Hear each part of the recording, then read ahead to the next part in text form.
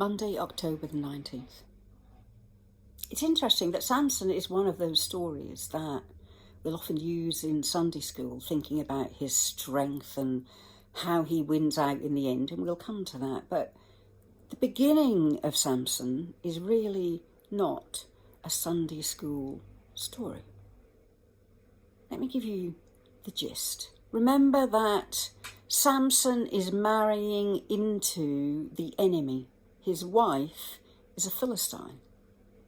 And so even at the wedding, you can imagine the tension. Samson has killed a lion.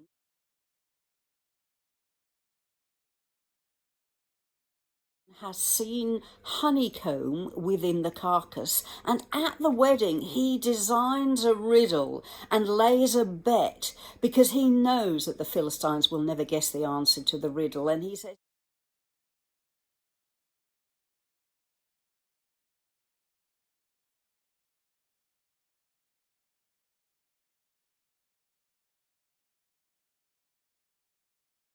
says, he's going to give them 7 days to figure out the answer. That's how long wedding parties were then. And of course, the Philistines, the wife's family, do not want to be humiliated by Samson. And so they coerce her and they say, look, you have to stop this humiliation. You have to find out what the answer is. And so then the power of women comes into play. There's a lot of that in Samson. And she pleads and she whines and she begs and she cries until in the end the nagging gets too much and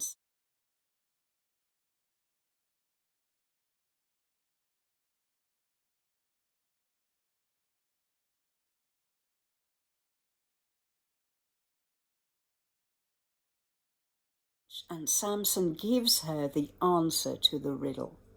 And so it is that it is Samson who feels humiliated because he has lost the bet. And he's so furious, he goes into town and he kills those that have cheated, that have coerced his wife, and he's furious. And he goes off and leaves his wife. And it's believed that Samson hates her and doesn't want anything more to do with her, so she is handed over to the best man at the wedding. And when Samson cools down and comes and wants to reclaim his wife and discovers that she's been given to the best man, he's furious yet again, and he sets fire to the tails of foxes and lets them loose through the grain fields and destroys the grain and destroys the fields of the Philistines. And the Philistines in return are furious and cruelly take revenge by murdering Samson's wife and her father. And so it is that Samson is determined to get his revenge. And then the Philistines want their revenge. And so this pattern of violence and revenge and murder and mayhem continues until finally the Philistines surround Samson. He's in a cave. They demand that he's handed over to them. And the only way that there is not going to be mass destruction is if the Israelites are willing to hand Samson over. And so it is that Samson is bound with new ropes being strong, unused, unbroken ropes. And it says he's going to be handed over to the Philistines. But then comes this verse.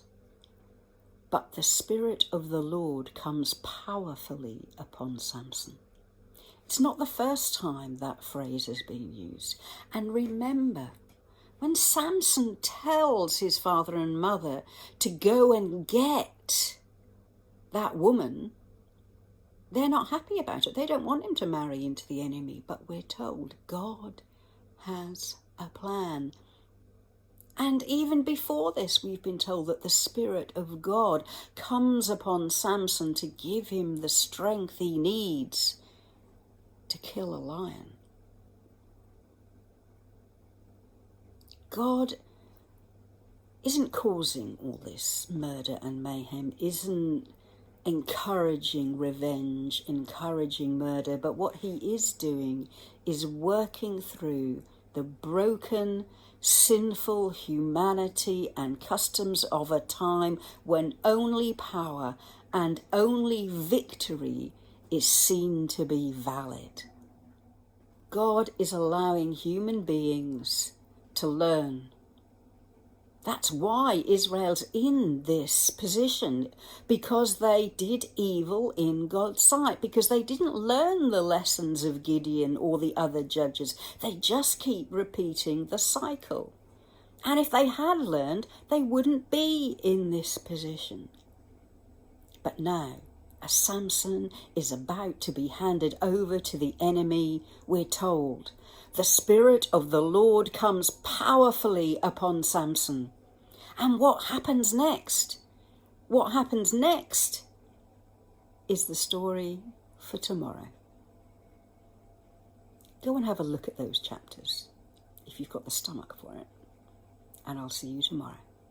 Bye.